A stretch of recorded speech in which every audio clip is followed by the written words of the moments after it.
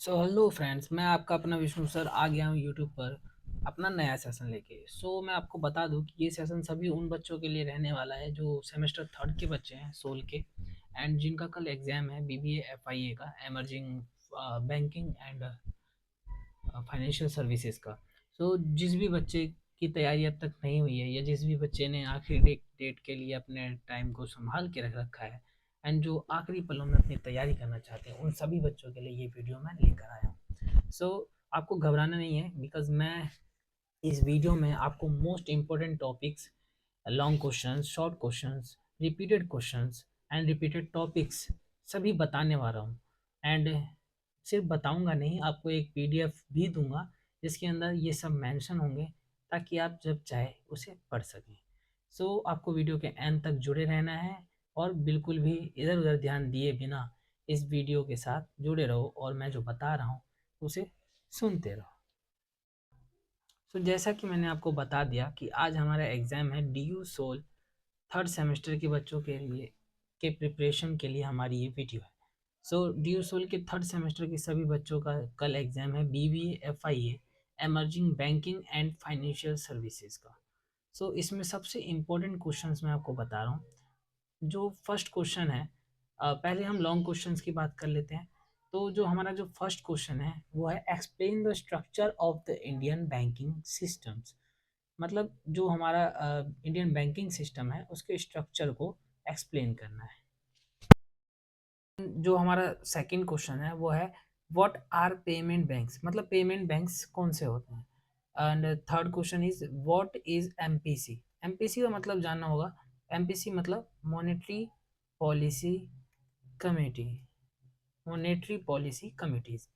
उसके बाद हमारा आता है, व्हाट इज एनपीए। एनपीए क्या होता है। The fifth is, what is bad bank. Bad bank कौन से होते हैं और क्या होते हैं। आपको एक्सप्लेन करना आना चाहिए एग्जाम के अंदर, तभी आप अच्छे से लिख पाओगे एंड अच्छा स्कोर भी कर पाओगे। उसके बाद हमारा क्वेश्चन आता है, what are neo bank. Neo banks कौन से होते हैं, and neo bank different of from traditional banks. Traditional banks कौन से होते हैं, न्यू बैंक्स कौन से होते हैं, आपको ये पता होना चाहिए, एंड इनका डिफरेंस भी पता होना चाहिए। द उसके बाद हमारा टॉपिक आता है seventh question, what challenges are faced by new banks in India. New banks को कौन से चैलेंजेस को फेस करना पड़ा इंडिया में दाखिल होने के लिए, इंडिया में अपना बिजनेस स्टैब्लिश करने के लिए। देन हमारा एट क्वेश्चन आता है, explain the benefits of bank manager, bank mergers. Bank merger, bank पहले तो आपको ये पता होना चाहिए कि बैंक मर्जर क्या होता है। Bank merger is a process of merging two और थ्री बैंक्स, टू और मोर बैंक्स।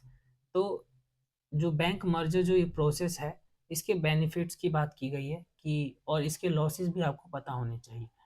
उसके बाद हमारा आता है, differentiate between leasing and hire purchase. Lease पे लेना किसी चीज़ को लीजिंग कहलाता है, एंड हायर परचेज मतलब कि किसी चीज़ को परचेज करने के लिए या हायर कर लेना या परचेज कर लेना ही हायर परचेज कहलाता है। तो इन दोनों में डिफरेंस आपको पता होने चाहिए पॉइंट वाइज, क्योंकि ये काफ़ी समय 12 नंबर के क्वेश्चन में पूछे जाते हैं।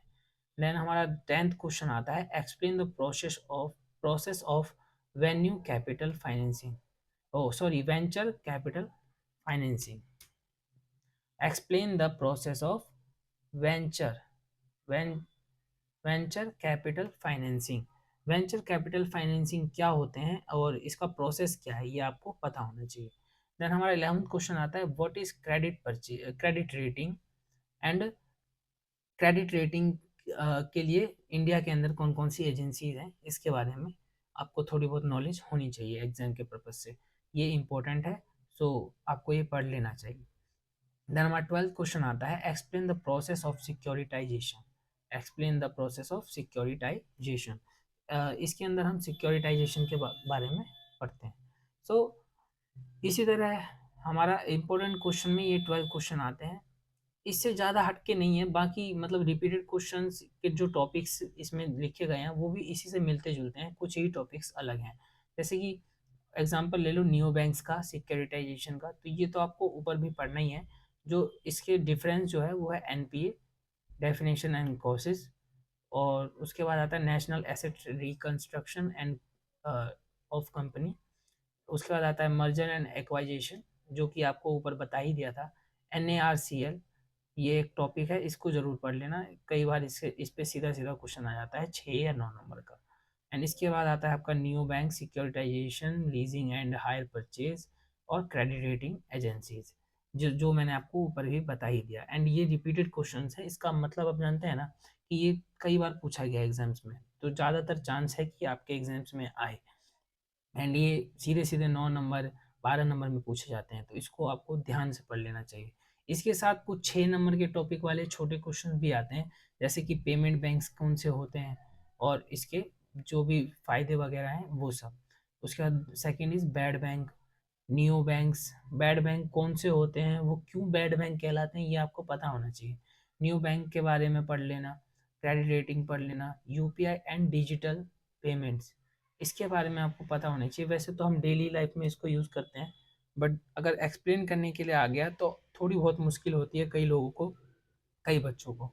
एंड इसके साथ जो हमारा लास्ट टॉपिक या लास्ट क्वेश्चन होता है वो है स्पेशल पर्पस व्हीकल्स, SPV। इस पे भी काफ़ी टाइम क्वेश्चन देखे गए हैं, इसीलिए ध्यान से इस टॉपिक को पढ़ लेना। एंड इसी के साथ मैं बता दूं कि इससे हटके आपको क्वेश्चन देखने को नहीं मिलने वाले हैं एग्जाम में। तो यही जो आपको 12-14 क्वेश्चन एंड कुछ टॉपिक्स मैंने बताए हैं, इफ अगर आप इसको ढंग से पढ़ लेते हैं तो आपको अच्छा स्कोर करने से कोई भी रोक नहीं सकता एग्जाम में। सो उम्मीद करता हूँ कि आप लोग इनको पढ़ लेंगे। एंड कुछ बच्चे इसमें ऐसे भी होंगे कि सर ने आंसर तो दिया ही नहीं, क्योंकि उनको तो बिल्कुल भी मेहनत नहीं करनी। तो आप लोग चिंता मत करो, इफ़ आप लोगों को आंसर्स भी चाहिए तो आप कमेंट कर सकते हैं। इफ़ 10 बच्चे भी कमेंट कर देते हैं कि उनको आंसर सहित एक पूरा सेशन चाहिए, देन मैं एग्ज़ाम से 4 घंटे पहले एक सेशन लूँगा जिसके अंदर मैं ये सारे टॉपिक्स कवर करवा दूंगा। एंड आपको एग्ज़ाम में पास होने से और अच्छा रैंक लाने से कोई नहीं हो सकता। तो इफ़ अगर आपको चाहिए कि मैं वो सेशन डालूँ तो आपको कमेंट करना है आंसर।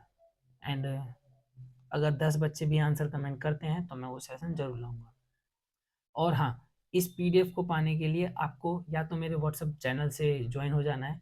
व्हाट्सएप चैनल में ज्वाइन होने के लिए आपको कुछ नहीं करना, मेरे चैनल के डिस्क्रिप्शन में जाना है जहाँ व्हाट्सएप लिंक है, एंड आप उस ग्रुप से ज्वाइन हो सकोगे। इफ़ अगर आपको ये भी नहीं करना है तो बाकी यार कर दो तो अच्छा ही है, लेकिन अगर आपको नहीं करना तो मेरे वीडियो के डिस्क्रिप्शन में भी आपको इसका लिंक मिल जाएगा सीधा सीधा, और आप ये पीडीएफ डाउनलोड कर पाओगे। आपको स्क्रीनशॉट लेने की कोई ज़रूरत नहीं है, इस वीडियो से सीधा सीधा आप डाउनलोड भी कर सकते हो। तो मिलते हैं नेक्स्ट वीडियो में, तब तक के लिए गुड बाय। एंड उम्मीद है आप लोग अच्छा पेपर करके आएंगे। Bye bye.